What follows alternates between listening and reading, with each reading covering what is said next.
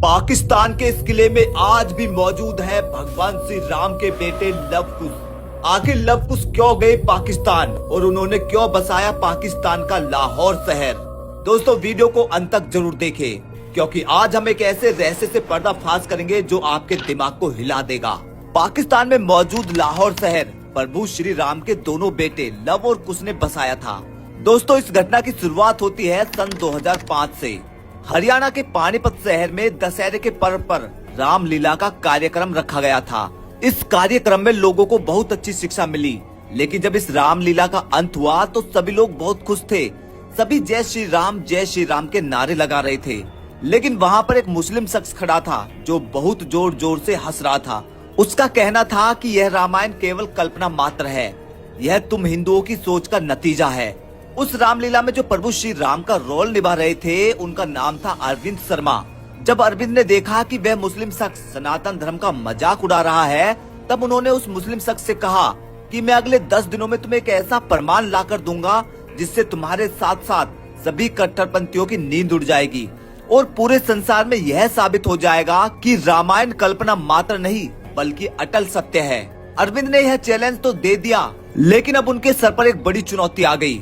आखिर वह सबूत कहां से जुटाए।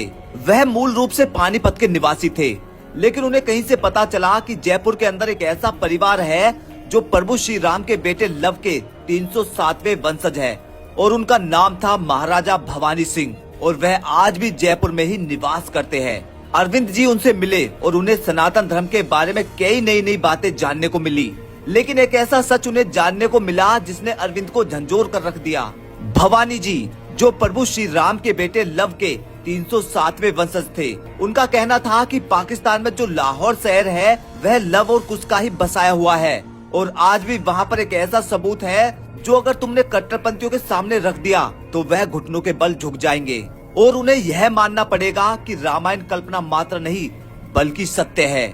अरविंद उस मुस्लिम शख्स के सामने श्रीलंका से सबूत लाकर दिखा सकते थे, क्योंकि श्रीलंका में रामायण से जुड़े हुए कई ऐसे स्थान हैं जहां पर कई घटनाक्रम हुए हैं, लेकिन वह उस मुस्लिम शख्स को यह दिखाना चाहते थे कि सनातन धर्म केवल भारत में ही नहीं बल्कि पाकिस्तान में भी मौजूद है। लेकिन अब अरविंद के सामने एक बड़ी चुनौती थी, आखिर लाहौर कैसे जाया जाए, क्योंकि मूल रूप से वह हिंदू थे और पाकिस्तान में हिंदुओं के ऊपर बहुत अत्याचार होते हैं। वैसे देखा भी जाए तो पाकिस्तान में दाखिल होना इतना आसान नहीं है, वह भी किसी हिंदू के लिए। ऐसे में उन्होंने प्रभु श्री राम का नाम लिया और जैसे तैसे उन्होंने वीजा का बंदोबस्त कराया और 5 दिन के लिए वह पाकिस्तान के लिए रवाना हो गए।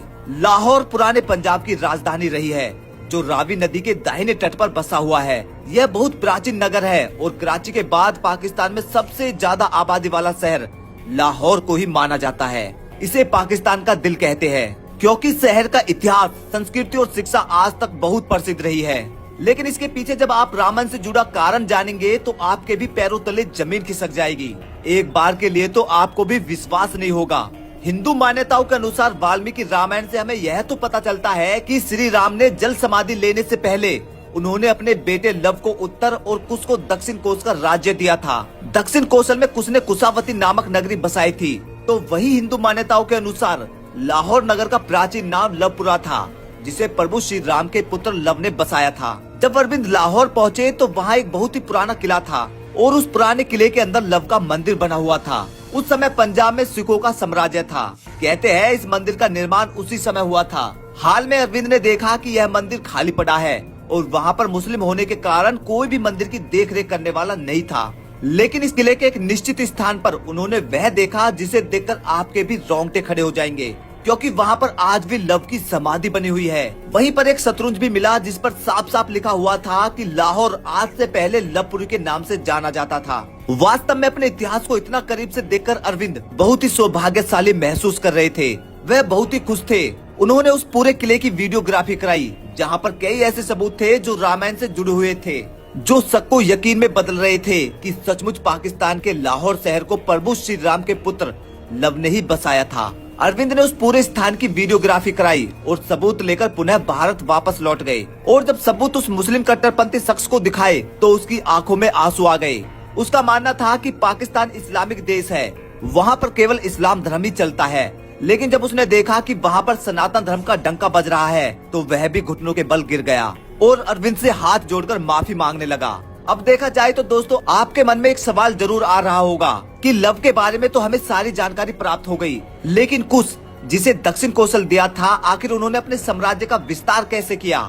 यह सुनने में आता है कि कुशावती नगर की स्थापना कुश ने की थी, जो आज छत्तीसगढ़ राज्य के बिलासपुर जिले में मौजूद है। कुश ने अपना राज्य पूर्व की तरफ चारों ओर फैलाया था, जो आज थाईलैंड के राजा है। वह इसी राजवंश के वंशज है। आपको बता दूं कि दुर्जन नामक एक असुर के साथ युद्ध करते समय कुश की मृत्यु हो गई थी। उसका वंश आज जयपुर के भवानी सिंह के रूप में 307वें वंशज के तौर पर जिंदा है। अगर माता सीता की बात करें तो भगवान श्री राम द्वारा त्यागे जाने के बाद माता सीता ने अपना जीवन ऋषि वाल्मीकि के आश्रम में ही बिताया, जो वर्तमान में कानपुर शहर से 17 किलोमीटर की दूरी पर एक गांव में मौजूद है।